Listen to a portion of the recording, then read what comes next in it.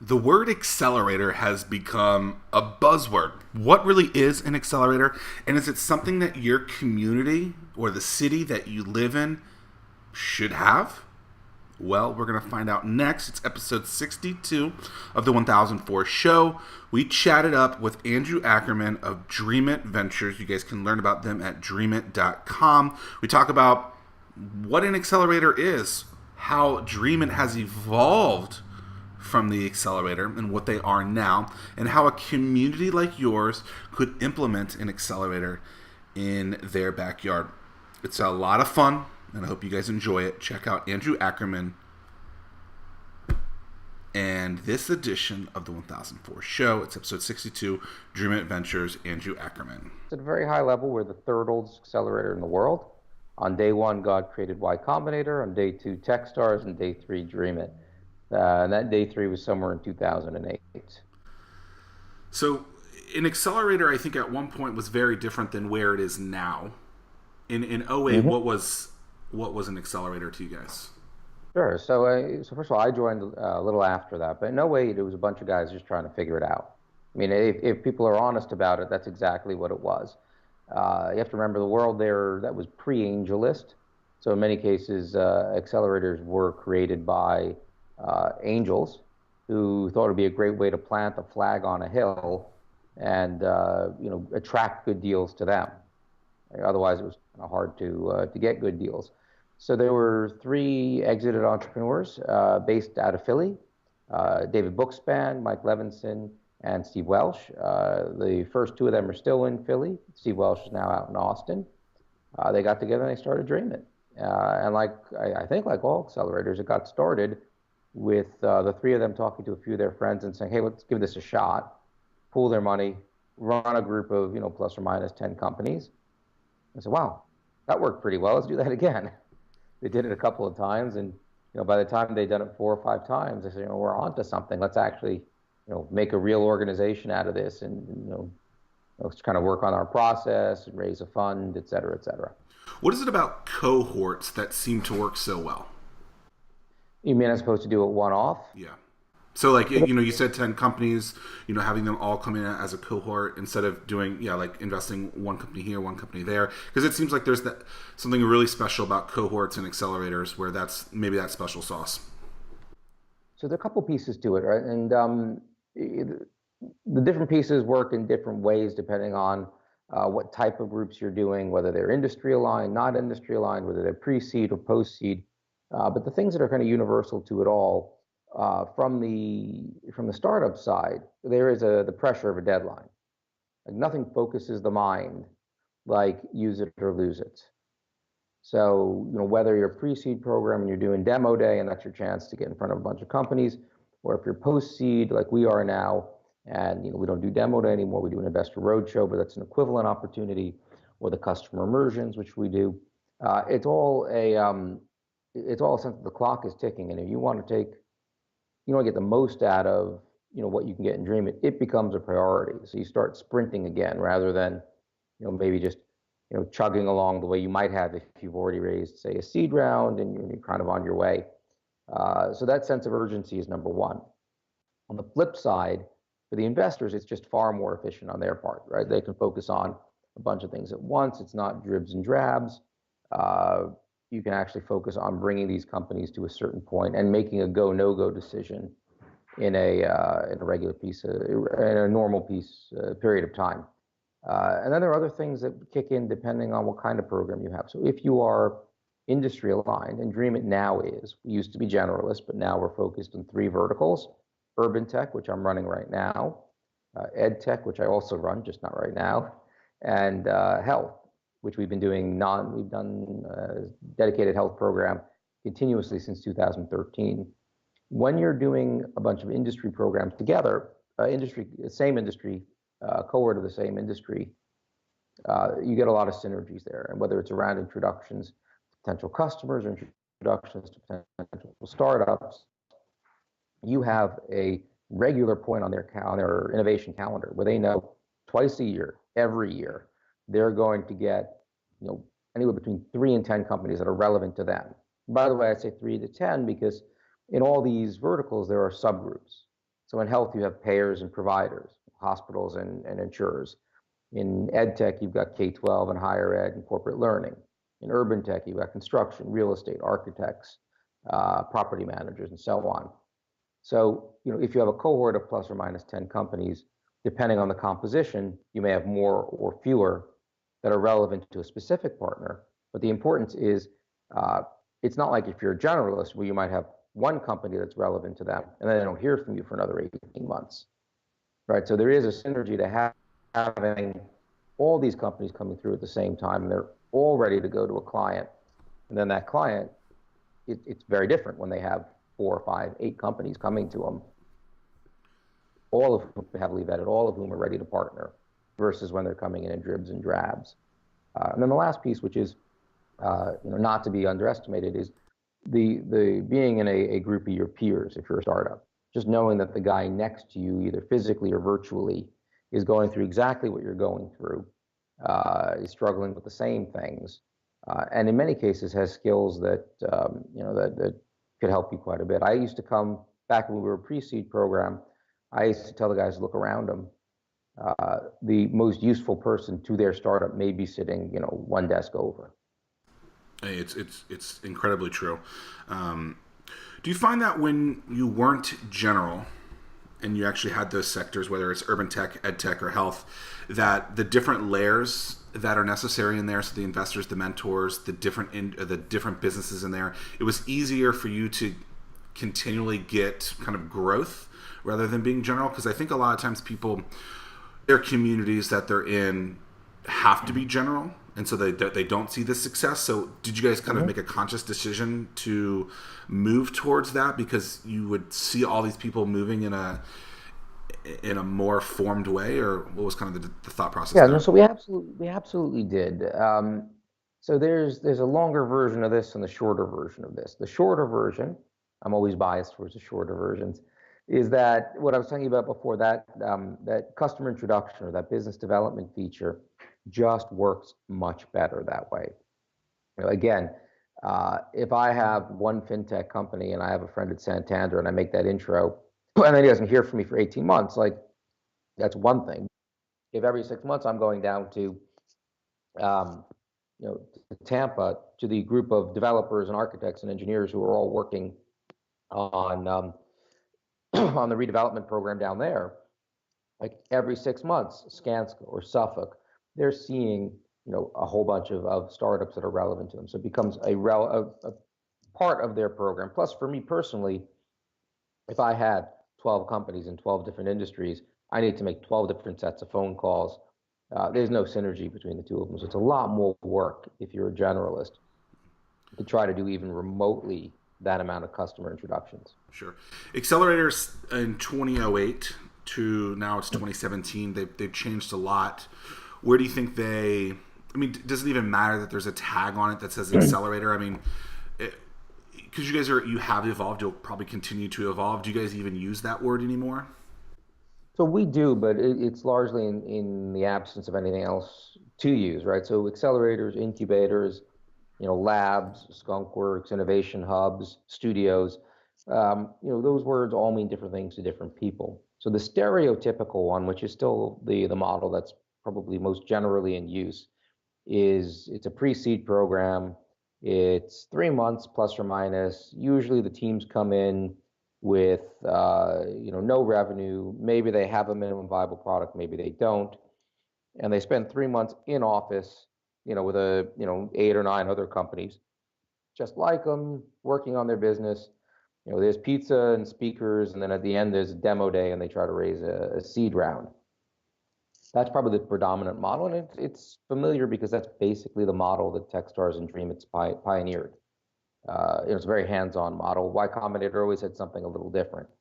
So as you alluded to, we don't do that anymore. So if we had a different word to talk about what we did, we would, but we don't. So we still call it an accelerator. But we end up spending a lot of time, kind of explaining to people that, we don't do that, $50,000 for 8% anymore, right? We have a fund. We just invest in you in your next round at a discount, right? And you're not 3 or 4 guys anymore. You're 5 to 15 plus people, So we don't make you drop everything and come and sit in our office for 14 weeks, right? We get probably over half the program is remote at this point.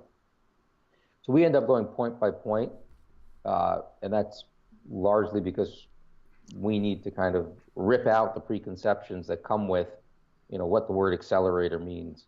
And the irony being that it means that because of what we've been doing since 2008. Sure, and I'm sure one of the three of you will figure out a new word for this as it's evolved. And you talked about remote being something that the program is now a little bit remote as well. Do you see that more programs or more things like yours and businesses are going to be more remote, and that's why you guys are doing it that way, or why? Sure. So we're not doing it primarily because of any macro trends to telecommuting or anything like that. And I've seen a couple of programs do it, and I think for pre-seed programs, it's actually a mistake. It's a mistake very, very early in the program to do anything that lessens the commitment. It needs to be kind of baptism by fire. The reason we did it was because of our shift to later stage. And so now the majority of the program, about 3/4 of the companies that come into our program are post-seed. So they've got anywhere from 100,000 up to a couple of $1 million in annual recurring revenue. Again, they're larger teams, and they have ongoing businesses, right? So it is a non-starter for a company of that stage to put everything on hold for a bunch of months. It just does not work for them. Yeah, because they can't go there for 3-4 months because they're running Yeah, a they business. can't. They have a business, right? They have, pardon my language, they've got shit to do, right? Yeah. So as I was saying, if you're running a later stage company, you just cannot put your business on hold for that period of time. So when we made the conscious decision to go later stage, that was one of the things that we changed, along with the offer and the level of programming that we did. And by the way, when I say we're partly remote, the part where we're not remote, they're still not in the office with us. They're on the road with us. Mm. So the last 2 weeks of the program, it's called the Investor Roadshow because they are on the road with us on the West Coast, going into VC's offices, or in New York or in Boston, or depending on the industry, other cities. We're taking them in for one-on-one meetings with these A-round investors. And the customer immersions, again, are in our customers' offices. So usually anywhere from DC up to Boston, and occasionally in other cities, they are traveling with us to pitch, C and SVP level people at our corporate partners. So, that's about 4 weeks of the program. So while they are with us, they have to be out of their office. Again, they're on the road with us. So there's no, even I'm in the New York office right now, we don't have dedicated space for our companies, in part because they don't need it, and in part because the company, our program just isn't structured that way anymore. Were demo days not working, or why the Investor Roadshow is now the kind of concept? They work for us. I don't believe that they work for the vast majority of accelerators. So, in New York, I don't know how familiar you are with New York, but down on 42nd Street, we would rent out BB Kings. We'd have 400 plus angel investors in a room. And I believe it still does work for maybe the top 5 or 10 accelerators out there who are in cities where there's a significant angel community, an active angel community, an angel community that knows what they're doing and moves reasonably fast. The reason it doesn't work, we don't do it anymore. The reason we don't do it anymore is that people are raising A rounds coming out of our program. And you can't raise $5 million in 50s and 100s. It's just brutally difficult. You can do it if you're raising $1 million. 10, 20 investors, it's doable. It just doesn't work for an A round. You need an institutional lead. And I would argue for the other 99.9% of the accelerators out there who are in cities where they just don't have a depth of angel investors, or they don't have angel investors who are true angel investors, like real estate guys who think they want to be angel investors. Or if you're a lesser known accelerator and you just can't get them to come to your event because there's so many accelerators out there, not to put it too bluntly, but your particular accelerator just doesn't have the reputation to be a signal to the active investors. If you're in that position, then it won't work for you even for a seed round. Yeah, it's interesting. So I was doing probably a similar piece to you pre-seed in 2012, 2013. We did 3 cohorts, 5 companies each. we did 2 demo days. It was very difficult to get those people there because we're in a small community. We're not New York. And so there's already not a lot of people that hit that kind of the actual accredited investor number as it is. Then there was this educational piece that we had to convince people like why this was good. But then like kind of like what you were saying, like with a lot of real estate investors is they just want to be there, but they're not necessarily willing to take that kind of risky bet in the same kind of way. We had a lot of that as well. And so we just kind of stopped doing it. And then ultimately we stopped doing in the kind of cohorts and investments and Accelerator in general and moved on to something different. But it's interesting to see that even in a small kind of community like ours, I still recognize similar things that you did and you've evolved from that. So as you guys grew, you're now focusing on what, $3 to $8 million kind of rounds is what it sounds like typically? Yeah, so there's usually one or two in any group that are pre-seed, but just too awesome for us to keep our hands off of. So there are a few exceptions, Sure. And those one or two would raise a traditional seed round, but everyone else out there is raising an A round or kind of a bridge to an A round, a heavy seed. So $2-3 million on the low end, going up to 8+ on the high end. Very cool. And I mean, as you kind of said, as you guys evolved, you guys are getting a different type of company. How have you guys started marketing towards that new company instead of kind of the company that's looking for some initial help? Yeah, so I mean, we have to be. It's taken a little education to the market, right? Because people hear Accelerator and they just automatically assume. So we try. There's certain phrases that we use. And by the way, it's on both ends. We get early stage people applying who haven't realized that there's a change, and there are later stage guys who, if we're not careful, kind of tune out right away when they hear the word Accelerator because they are past the Accelerator stage. And usually they'll say once they've like listened for that 5 or 10 seconds, that becomes clear, and they'll say some variation of like, well, this is the only Accelerator program that makes sense for me because I'm beyond accelerators. So that's why I said if we had a different word for it, we would use it. So kind of an interesting story from my past. When I first started, we used to go to a lot of trade shows, right? And in trade shows, the biggest danger was a customer who already thought he had a solution to the problem. They'd walk past the booth and you'd say, well, do you have X? And then, yeah, I got that. It keeps going. And like whatever they had was like, it was junk. It wasn't really it. In our case, this was a solution for summer camps, for like photos and emails and all this great stuff. So we would start saying, hey, does your camp have a website? This is back in '99. And they say, yeah, and they just keep walking, right? Because in their mind, they had a 2 or 3 page brochure on the web, and that was it. So it took us a while to come up with the right key, right? So for us, then we would say, but do you have a password protected photo gallery? Which back in '99, I mean, that was hard to do. And they were all getting pressure from their camp parents, like, we need to have a photo gallery. So then they would stop. Literally, you could see them stop and walk back 2 steps to be in front of the booth. So for DreamIt, the equivalent has been for more mature, typically post-seed startups. Like that phrase is I got muscle memory. You wake me up in the middle of the night, like I'll mumble that. Because that gets people to stop and say, wait, I'm post-seed. Well, what does that mean? Other phrases that we have to roll out there really quickly is, we have an offer that makes sense for post-seed startups, or none of your typical $50,000 for 8% junk. We don't do that anymore, and those are usually the big objections. So once they hear it's a program, it's for more mature, and there's none of that like 8% chunk for money that they don't need. I mean, $1 million in the bank, you don't need 50 grand. Then they kind of tune back in and they start listening.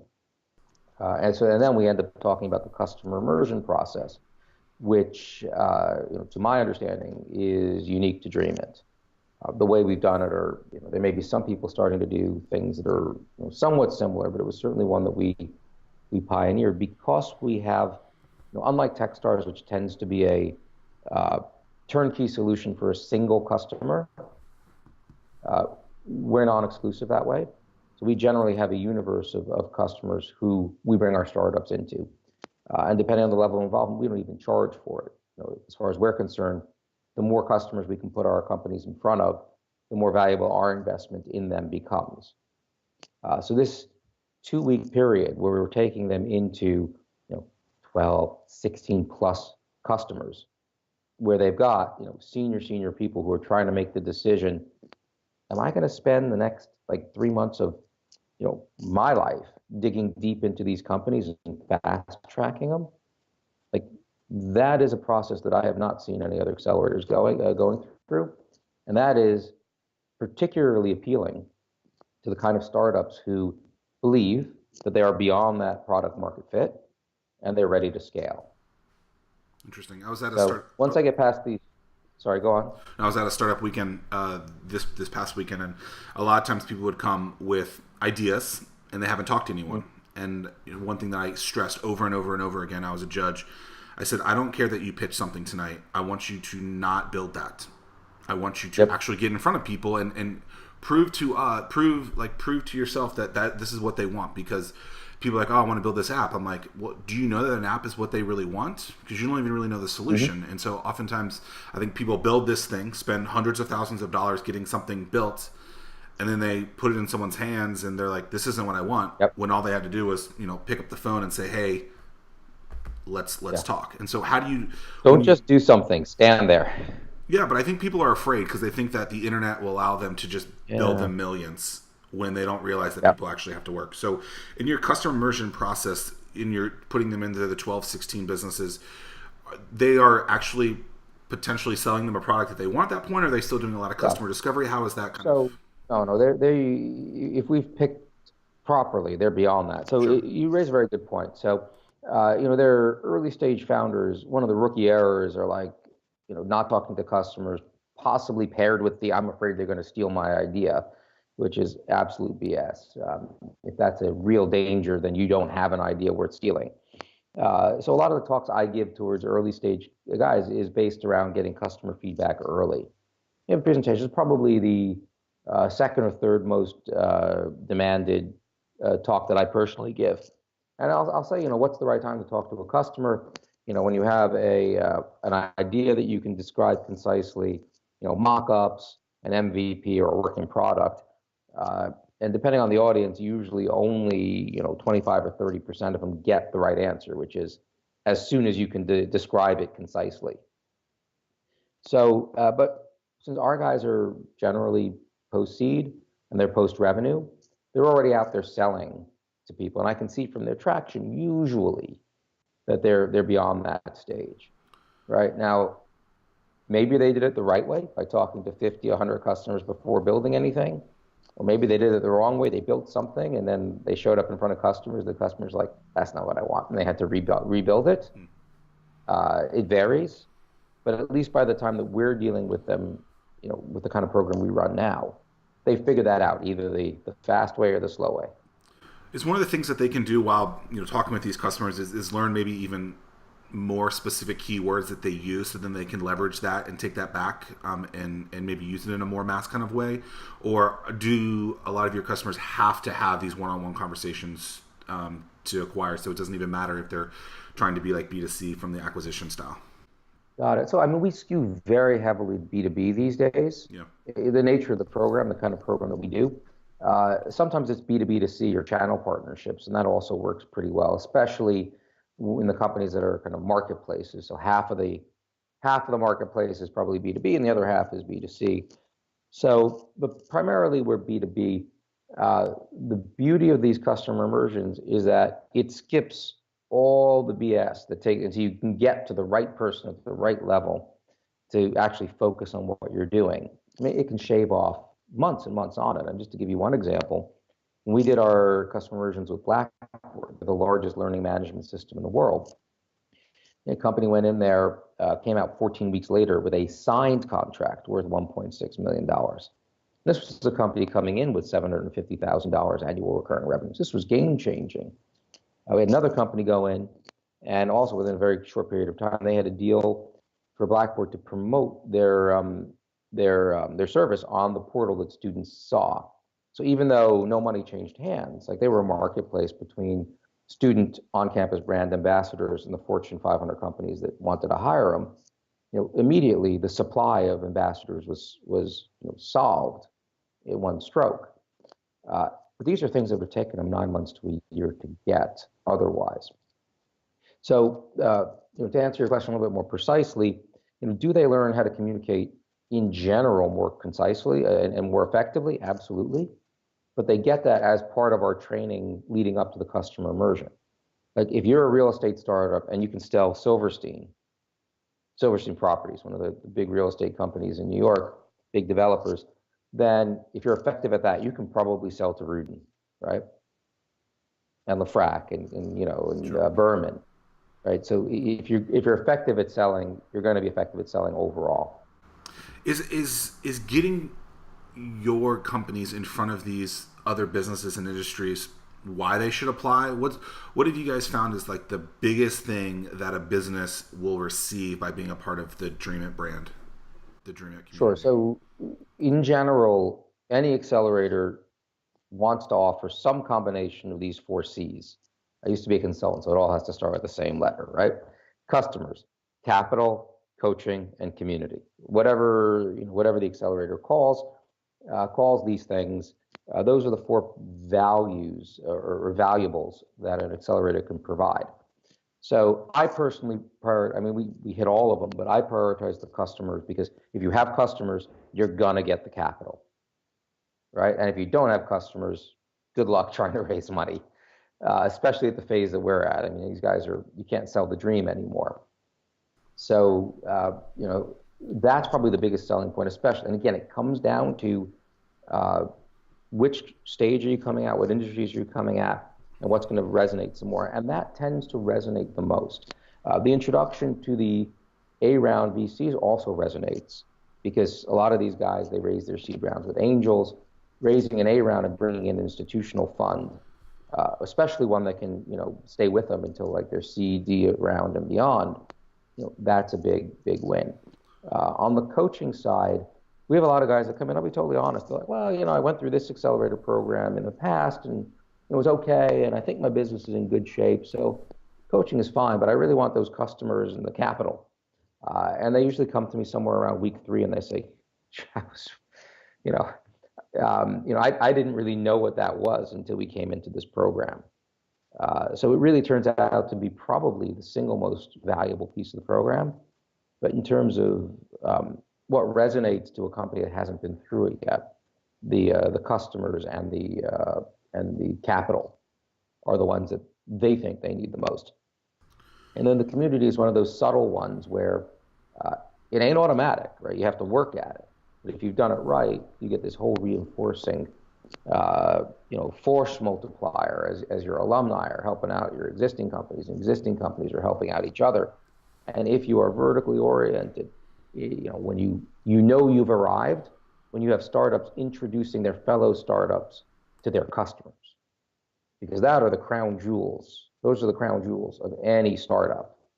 So when they're comfortable enough with the quality of the company and the entrepreneur sitting next to them, physically or virtually, when they're that comfortable that they'll make a customer introduction, then you've got community. With coaching, I think a lot of people watch Shark Tank and believe that they're an expert. Fiction. How could someone actually like validate or verify that someone actually knows what they're talking about so that they're not wasting their time? Yeah. So Because you're talking about you mental see that a whiplash. lot, right? I mean, where like these people like, oh, I was at that event this weekend where I see these people giving information and they haven't even done it themselves. I'm like, you can't just read a book and think that that's the way that it goes. Yeah. So I write for Alley Watch. Sometimes I'm very active. Sometimes I go dark for a month or two. And one of the pieces I wrote was, so you want to mentor a startup, right? And it's like, very polite way to say like, listen, dude, you got no business doing it. So it's really on the startup to vet who they're taking advice from. And there's a great quote, and I wish I could give credit where credit is due, but the quote was that startups should have well-reasoned but loosely held opinions. So whenever you get advice from someone, you should try to understand the logic behind it, especially if it conflicts with advice you're getting elsewhere. And you have to have that dialogue with the guy giving you the advice to understand like why they're doing it. And you may not agree with them, right? You need to listen, you need to process. You may not agree, and that's okay. And part of what factors into that is, who the heck is this guy, right? So if it's someone who has never done a business before and has never worked in your industry, so that, that bucket includes kind of the lawyers, the accountants, the the white collar professionals who have never gone out and done this on their own. You got to be really, really careful of the advice that you take. Listen, if they're giving you legal advice and they're a lawyer, okay, probably they know what they're talking about. But if they're talking about, say the level of polish you need to have on a certain presentation before you start pitching, they are probably way off because they've never been an entrepreneur before. Now, you might be talking to someone who's extremely senior within your industry. They're probably also wrong about that trade-off between speed and perfectionism. But if they're talking about trends in their industry, if they're talking about things that they have deep expertise in, if they're telling you what will resonate to people like them when you're trying to sell, well, then that's probably advice that you want to heed. So it's really a question of understanding. I'll give you one more example. If you're talking to another entrepreneur who's going through it, you want to know how far they've gone through the process. If they've gone through to a B round or later, they're probably got really good advice when it comes to, the mechanics of doing a startup, hustle versus, how sure you have to be, right? How much you fake it until you've made it. They may or may not be the right person to ask about when it comes to negotiating with VCs or dealing with very high level negotiations with corporate, because as much as they've only done that a few times. Sure. So not discounting their advice, it's just a question of understanding where their advice should have the most weight. Yeah, I find that when someone asks me certain questions, whether it be legal or something about being a huge business, I'm not an authority in that type of thing at all. So I will either say, hey, I'm not the right person, or I'll say, hey, go talk to this person. And I feel like people want to help, so then they give some sort of feedback, but then it actually does a worse thing, because then someone might actually act on that instead of actually understanding, oh, this person doesn't know what they're talking about. They've never done it. And so I only consider myself an expert in so many things, a handful of things, and those are the things I'll talk about. If it's not that, I'm not going to talk about it. And I think more people should understand that. As a startup, actually, that's usually one of the good tells. If somebody, an advisor or potential advisor, actually tells you, listen, I'm not the right person to ask about X, it means that he or she's thought about what they are actually the right person to tell you about. So, all other things being equal, that's another weight on the scale in their favor when they are telling you things that they do think they're an expert in. Sure, and those are good signs of people to hire then as well, because that's where your gaps are, and you can bring those people in. If a small city is thinking about doing an accelerator, something that is cohort based, maybe a little bit of money, it's something that you guys aren't doing now, but what were some of the things that you would tell them to make sure that they do, and then make sure that they don't do? So yeah, I mean, almost without exception, they're doing it wrong, right? So uh, I don't know if you're familiar with Startup Fest. It's a big annual conference up in Montreal, and sometimes I speak there, and sometimes I speak at the predecessor event to it, like the day earlier, which is just for accelerators. So there was a talk I gave about the brutal economics of running an accelerator program, because it's really a lot harder than anyone who has not been through it, as can imagine. So there's usually a couple of different deals that you have to make with the devil to get this off the ground. And one of them is working with an economic development corp. That's one of the options. And when you do that, the problem is, number one, you're dealing with people who have no clue what you're doing, right? They are in government. If you made a graph of all the people who are most likely to get the entrepreneurial journey, like, maybe teachers are less likely to get it, if only because they've chosen very, very stable professions with low risk profiles. Government workers are right there. So number one, they hate that you're saying that too, by the way. yes, and I try to smile when I say that, but I never claim to be a nice person. The truth is that, and I'm not making a value judgment here, but different people choose different professions in part based on their tolerance for risk and uncertainty. And when you're in government roles, you have a low tolerance for risk. You like predictability. And as you go up into corporate, you get a little bit more risk. And as you go into startups, you're pushing like Evil Knievel jumping the Grand Canyon level of like risk loving.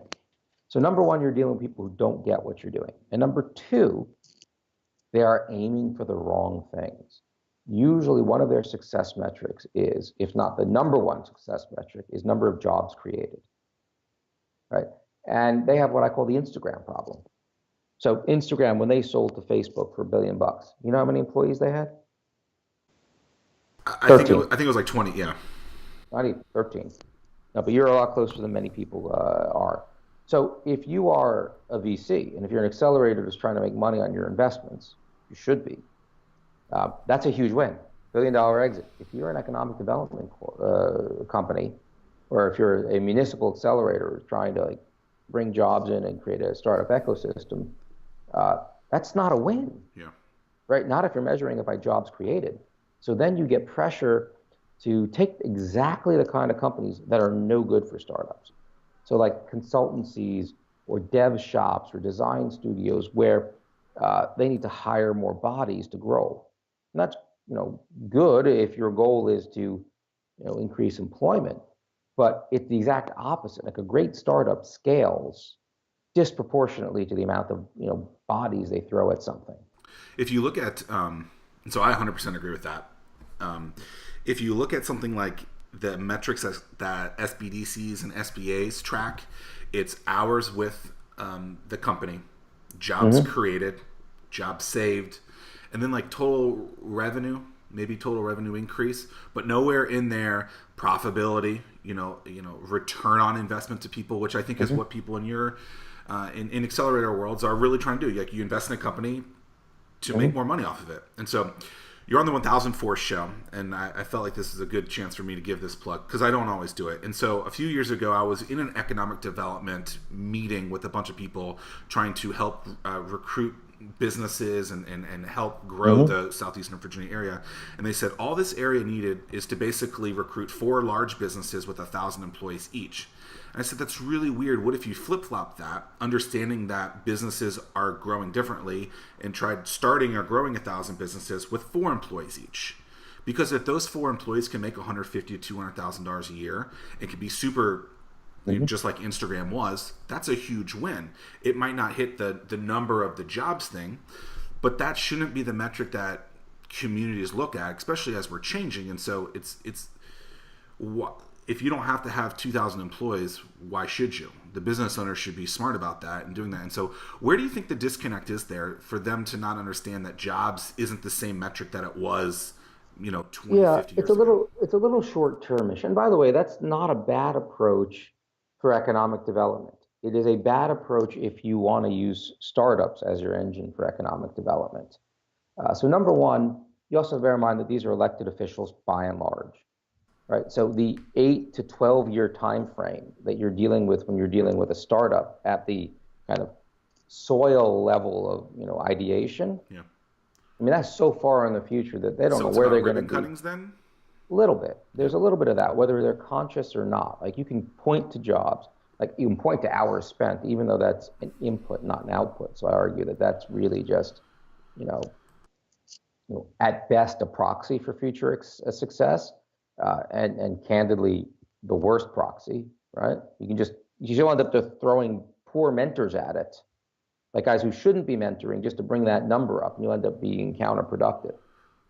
So, at best, that's a proxy for future success. At worst, it's probably a proxy for future lack of success. But most of the time, it's like jobs are something concrete that they can point to, and if you're going for the traditional metric, you can do that within a 4-year term of a typical elected official. Now, I would argue, and I would try to reframe the debate as, if you create the next Instagram for $1 billion, and that company was headquartered in your area, and even if they weren't, even if it was just the founder has fond memories of where he came from and he wants to come back and help the ecosystem, think about the increase to the tax base. Think about the amount of money that's coming. And think about the fact that now here's a guy with a couple $100 million in his pocket who loves where he came from and wants to invest in his community. So it becomes kind of a much longer term virtuous cycle that you're trying to kick off. So you have to get them in that kind of long-term mindset. You got to get them thinking a little bit more about the exit being the big pot of gold. So 15, 20, 25 years long term, or how long? Well, I mean, if you could say, if I did that, they just tune you out. But if you were to say, hey, it's going to be 8 years or more, Mm-hmm. Okay, that's 2 terms. Like you're basically barely on the edge there of their ability to deal with. But then you're saying, by the way, Instagram, even like in year 6 already, it was clear they're a win. You can point to these guys. They've raised multiple rounds. They're a unicorn. So maybe you can get them thinking less in terms of like, you know, the number of anonymous jobs that they can point to versus really high profile wins. Like, hey, we have an Instagram in our community in the making, right? So that becomes something very high profile they can talk to And and you they can can go to promote the that big office. time. I mean, can you imagine all the You can flags? Oh, try. we created Instagram. I Yeah. read a study once, maybe 3 or 4 years ago, when the craft beer industry was booming. It's probably still Mm-hmm. booming. Where every beer that you drink is touching 44 other hands, and people thought I was crazy that I found that stat. And so, whether it's the Yeah. salespeople, the hops farms, the manufacturers, and so sometimes there's jobs that are or jobs that are available that people wouldn't even track back to something like that. Yep. So it's interesting. We'll end on this. Amazon, obviously, a lot of people are trying to recruit them. 250 different cities are done that. Mm-hmm. What are your thoughts kind of on that whole approach and kind of So what you that's do? kind of it's interesting. It's kind of halfway in between the traditional economic development, let's give tax breaks and just bring, buy jobs, and actually creating a tech ecosystem. So if they were just, Costco, right, or some kind of just regular jobs, we're like, okay, that's not what I do. It doesn't really matter. It doesn't affect me one way or the other. The difference is if the type of jobs that are coming in as a result of being the second headquarters of Amazon are kind of the very technically savvy uh, group of people, and more subtly, to the extent that Amazon is more entrepreneurial than a large corporation of its size, just because of where it came from. And you're getting the people that are self-selecting, who are ever so slightly further over on that curve to being risk-taking, then what you're potentially getting is a core of people in your city who may be the next generation of startup founders. Or maybe they're not going to be a founder, but maybe they'll be the people that join the company after the A round. So you're creating a pool of talent that ultimately could enrich the rest of the soil around it. And it's Do a you see that thesis. that's something that's missing in most communities, though? And so I think I can pull out of this. So in a lot of communities where you've seen super success, you see this wheel. So the person makes it, they get to the top, and then they reinvest back into the people from beforehand. So you're kind of saying that all those elements Mm-hmm. are in a wheel. Is So that you absolutely do see a first generation of founders, like a dandelion effect. They make money and then they start yeah? investing out. And it's even more subtle than that. It's not just the fact that they have money to invest, because then I could make money in real estate, and then my son who wants to be, a tech guy can go put his money into startups. It'd be dumb money at first, but money is money to a certain degree. But it's also the fact that having done a startup, they know where the bar is. Right? You get to a lot of smaller communities, the angels, the founders, they're judging against other people in the room. Like, I'm the best startup in the room. That's awesome. You're still going to die, Yeah. right? You're still not good enough. The bar is here. And it doesn't matter if you're the best in the room, you're still here. And founders who have been through it and had exits, right, they know where the bar is. And sometimes you just need to tell people where the bar is, and they will rise to it or fail faster. Sure. You never know. Love it. Is there anything about DreamIt that I missed or you want people to know about? No, I mean, I think I've been, blatantly self-promotional enough about the fact that we're post-seed, the industries that we're in.